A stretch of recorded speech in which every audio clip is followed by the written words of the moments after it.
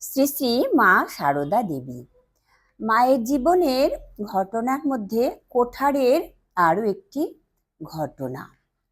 দলের মধ্যে শ্রী মায়ের যতগুলি দীক্ষিত সন্তান ছিলেন, তাহাদের একজন 2 মাস যাবৎ মাছ খাইতেন না।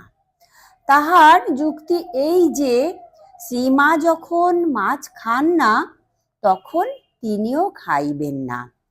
কিন্তু মা একদিন জোর করিয়াই তাহার পাতে মাছ দিয়া খাইতে বলিলেন। ভক্ত তখনকার মতো সে আদেশ পালন করিলেন।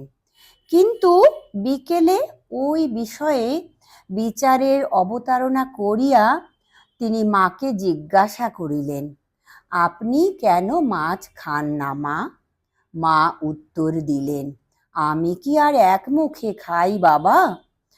বোকামি করো না, আমি বলছি তুমি মাছ খাবে। সেদিন হইতে ভক্তের সেই দ্বিধা দূরীভূত হইল।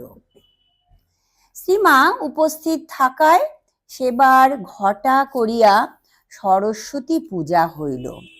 পূজার দিনে সস্ত্রীক রামবাবু মায়ের নিকট হইতে দীক্ষা লইলেন।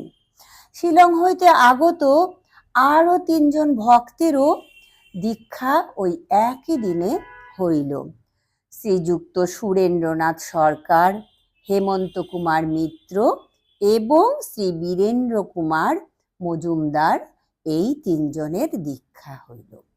কোঠারের পোস্টমাস্টার মহাশয় দেবেন্দ্রনাথ চট্টোপাধ্যায় ঘটনাক্রমে যৌবনে খ্রিস্ট ধর্ম অবলম্বন করিয়াছিলেন।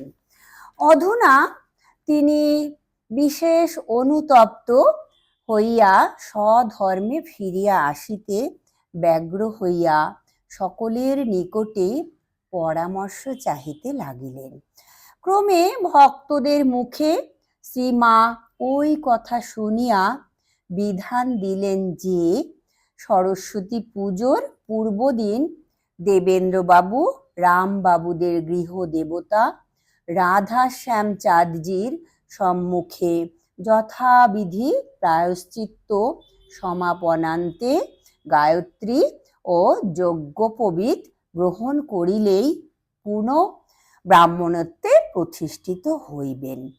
তদনুসারে দেববিগ্রহের পূজার সাহায্যে দেবেন্দ্রনাথ বাবুর শুদ্ধিক্রিয়া হইয়া গেল এবং পরে তিনি কৃষ্ণলাল মহারাজের নিকট গায়ত্রী মন্ত্র এবং যজ্ঞোপবীত পাইলেন। ব্রাহ্মণত্বে পুনঃপ্রতিষ্ঠিত মণ্ডিত মস্তক দেবেন্দ্রবাবু শ্রী মাকে প্রণাম করিলে মাও তাকে প্রতি প্রণাম করিলেন। সরস্বতী পূজার দিন দেবেন্দ্রবাবু তাহার নিকট হইতে মন্ত্র দীক্ষা এবং একখানি প্রসাদী কাপড়ও পাইলেন।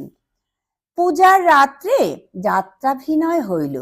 সেই যাত্রায় কথোপকথন আদৌ নাই, আছে শুধু গীত ও নৃত্য। শ্রীকৃষ্ণ ও রাধিকার বেশধারী 2টি বালকের মধুর কণ্ঠ এবং নৃত্যকলায় শ্রীমা এতই মুগ্ধ হইয়াছিলেন যে তাহার আদেশে পরের রাত্রেও ওই অভিনয় হইয়াছিল। পূজাও 2 দিন হইয়াছিল।